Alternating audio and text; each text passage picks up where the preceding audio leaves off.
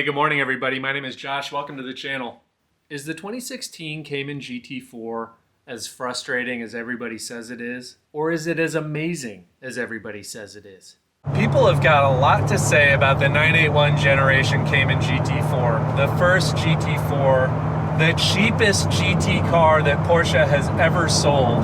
One thing they like to complain about is the gearing. They say second gear is so tall, it takes you all the way to 80 miles an hour.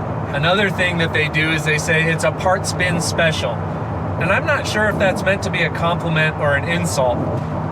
But despite all the complaining, Evo magazine named it their performance car of the year for 2015. So when there's all that conflicting information out there, I feel like I've only got one choice. I need to take it out on track and find out how good or bad it is for myself. Here we are at Atlanta Motorsports Park, my playground in the mountains. Well, hello, Jim. Hey, Josh, how are you today? Great, how are you?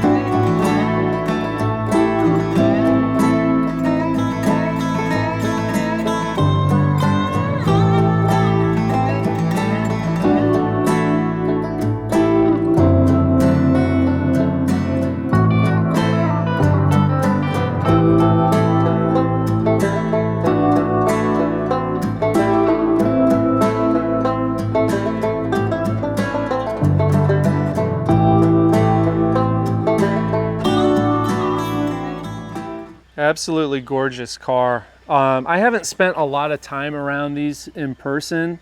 Sometimes in the photos, they don't look the best from certain angles, but in person, leaves nothing to be desired. Looks really purposeful. I love the black and red scheme. It came from the factory with the stripe on the hood. The owner added the GT4 side stripe and the decals on the end plates. Black wheels kind of complete the black and red color combo, and then that's carried through to the interior with the seat belts. So they only made these for 2016 in the US. They made 2,500 worldwide and brought 1,500 to the US. Starting price of these, $85,000. Obviously with options that goes up a little bit. You could get carbon ceramic brakes on it. This one has the steel brakes, which I prefer for track work anyway. Unlike the 911s, which have the engine literally hanging out the back, making them rear-engined, this is mid-engined, so there's not really much to see, but it's under there, and it makes it a two-seater, whereas the 911s, because of that rear-engine placement, you can fit two little seats in the back that kids can sit in. This one has the 3.8-liter flat six from that generation Carrera S. Made 385 horsepower from the factory, 309 foot-pounds of torque. People who put stock ones on the dyno were seeing about 350 wheel horsepower and 301 foot-pounds of torque. This one has some mods on it, and we'll get to that. Redline is 7,600 RPM, which is another thing that people complained about, but when you're used to driving LS motors, 7,600 is a luxury. 0 to 60, 4.1 seconds, top speed 183 miles an hour. Porsche claimed the curb weight on this at 2955, which is about 200 pounds lighter than the GT4, and it makes sense because it's a smaller car. The tires in the front are a 245 and a 295 in the rear. You could get them with Cup 2 tires from the factory. This one has the Pilot Sport 4S, which makes a lot more sense for street driving. It's a great street tire that can do limited track duty. You definitely pick up a few seconds on the track if you put the dedicated track rubber on it. Active transmission mounts, which I have no idea why you want or need active transmission mounts, but it sure sounds cool. Spoiler is functional adds some downforce. Street cars generally generate some lift at high speed, and you don't want that. So even just canceling the lift is good. Any downforce you can get is a nice thing to have.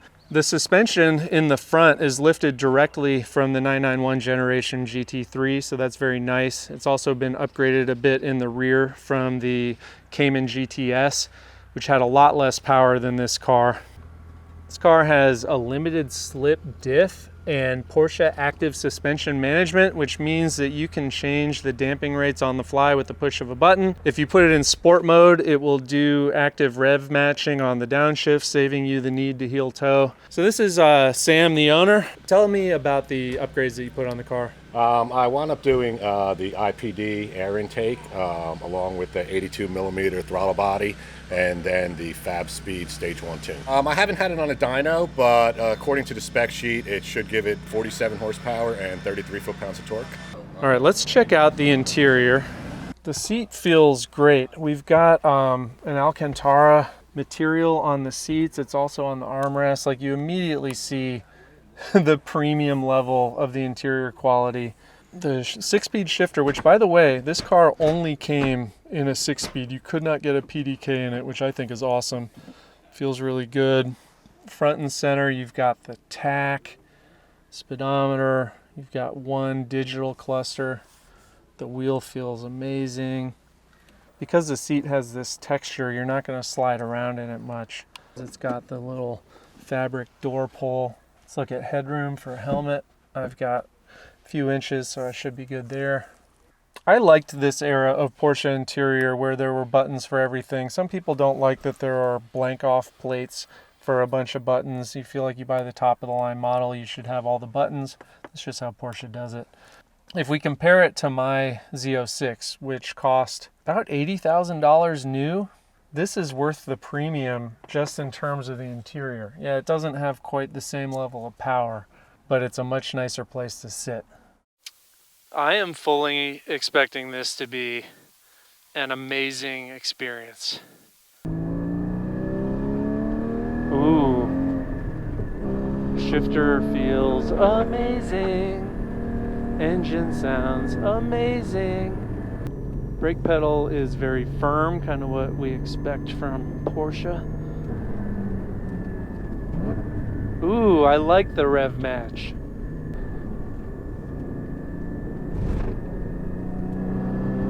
Immediately, you want to push on the car. It just wants to go. I am instantly in love with this car. Just feels ever so slightly understeery.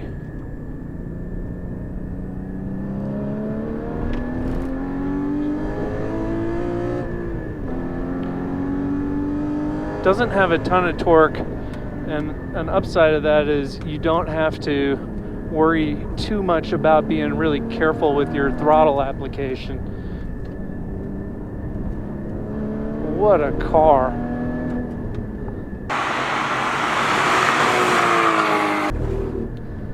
The steering feels really well weighted, but I'm not getting the detailed feedback about what the front tires are doing that I would kind of expect, but it's good. For the least expensive Porsche GT car, this is quite a car. Quite a car. So my buddy Hunter has a lot of experience with these things. We're gonna pick him up, go back out and see what his take is. Are you good to go? What's up, buddy? I'm good. Good to see I you. feel good. Do I look good? You look awesome. Okay. YouTube, if you've been following the channel, you know Hunter. He's my buddy, my racing teammate. He's an instructor, a racer, and you've spent a lot of time in these cars, right? I love these cars. When I was working for the Porsche Experience, we'd spend several hours a day in all the different models, and this was a highly popular model to drive for the experience. So I'd ride and teach people, and then we would also give demonstration laps. So I've got a lot of time in both passenger and driver's seat. Right on. All right, let's hunt down this Z06. Nice. He's on his warm up. So am I. Windows up, AC on? Yeah, turn it on. Perfect. Why suffer? for our art. Still got good motor noise piped into the cabin, even with the windows shut. I'm fine with second gear in this car. I don't know what people are complaining about tall gearing. Well, maybe the gearing is good for amp. So what do you like about these cars? It's just light and it's got the perfect amount of power. It's balanced. You know, it's the first time that Porsche GT division has applied their magic to a Cayman. And it's what we've been asking for a long time too, right? To put GT3 componentry on a Cayman, because we've always known it would be good. And then they finally gave it to us. And it really is that good. Nice point by. Yeah, the timing was excellent. Didn't slow us up at all. Us Jake driving.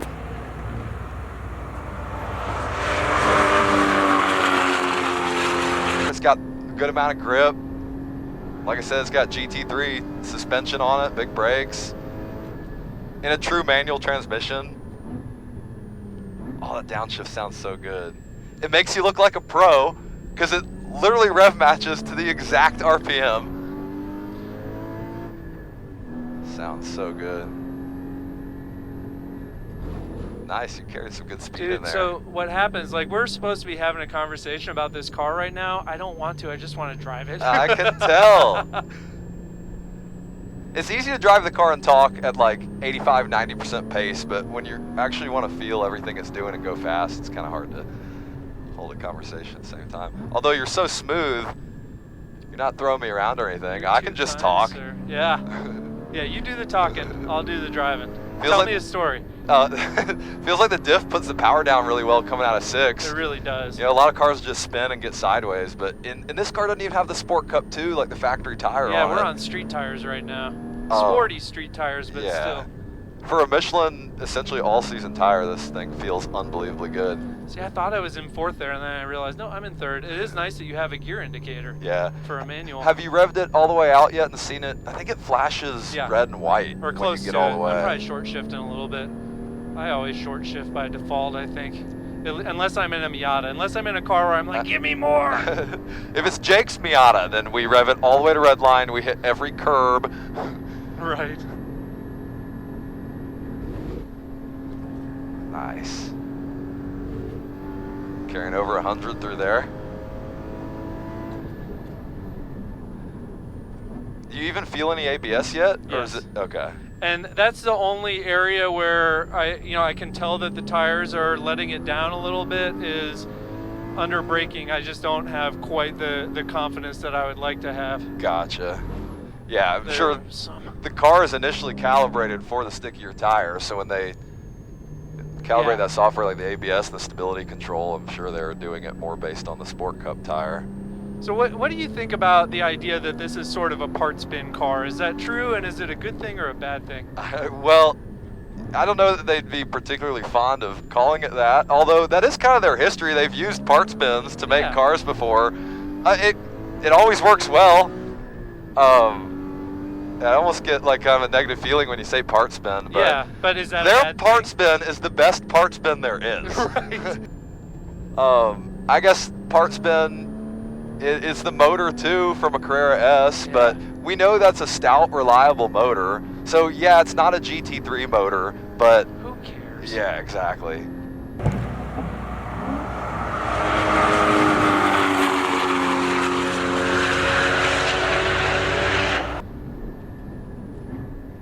I will say the only thing I miss, while this motor sounds really good, I love the sound of the naturally aspirated Carrera S motor.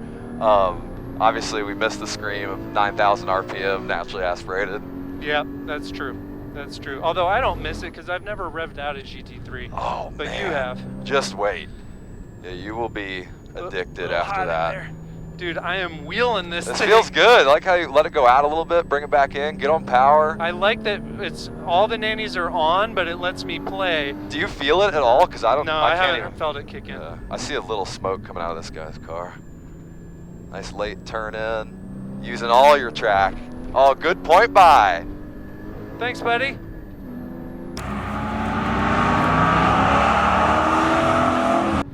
You think the audio is a lot better with the windows up? Why don't we try? Let's put them down. Oh, the noise though! I just like instantly heard the exhaust.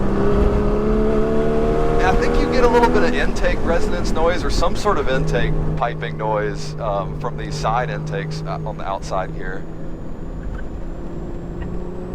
And he's done a little bit of work recently that I think opens up the breathing. Yeah, he did mention that. Oh, dude, perfect day. Amazing car. I love it. Amazing driver. Thanks, dude. So smooth. Wish we had cup tires on it, just to see what it'd be like. I wonder if you should use second gear through the carousel. Interesting, okay. Always pay attention to Hunter's tips, boys and girls. I mean, it makes plenty of power, but just in third with how long the gearing is, it'd be interesting to try it. Maybe you can kind of rotate the car more too. Nice, it soaks up that curb really well. For being significantly stiffer and more rigid than regular Cayman S, it does absorb all the bumps well. I guess that's what happens. Yeah, it feels like a street car to me. I don't feel like it's this, punishing track demon. It is a perfect compromise. Try second through this whole complex up here.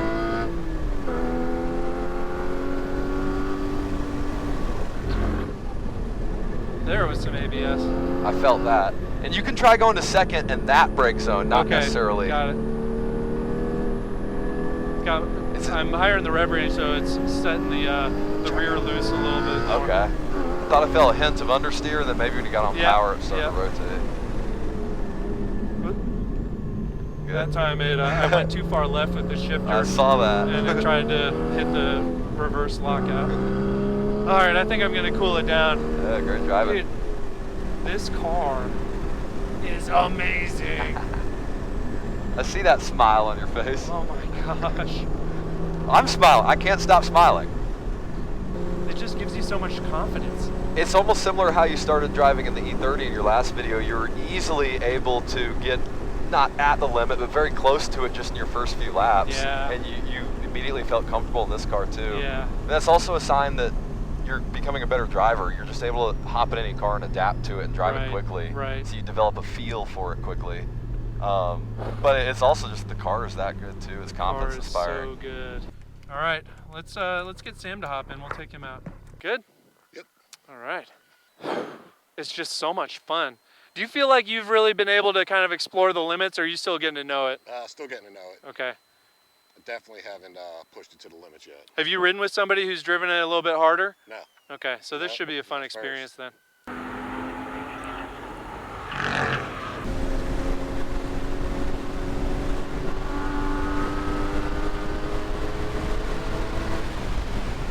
Street tires, so I'm braking kind of early. Once you feel the front end kind of grab, then you get on the throttle. Right. Use a little bit of this curbing to try to straight line this. Hunter suggested going down to second here, which you're gonna feel it start to rotate now. Yeah, I can definitely feel it.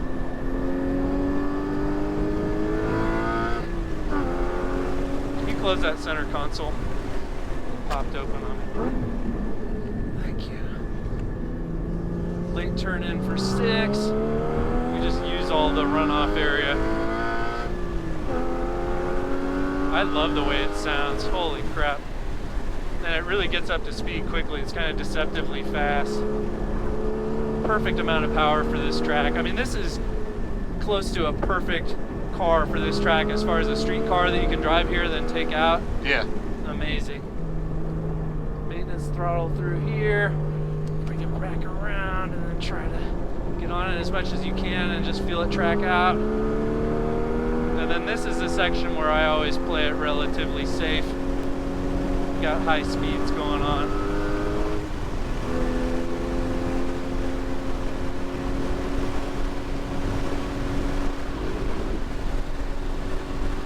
Bumpy through here, but we can really lean on it.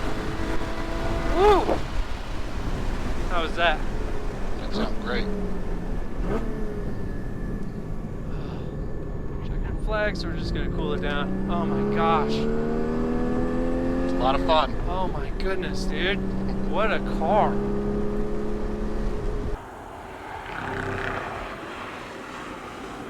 Sam, thank you so much, Oh, man. it's my pleasure. I appreciate Thank you. it.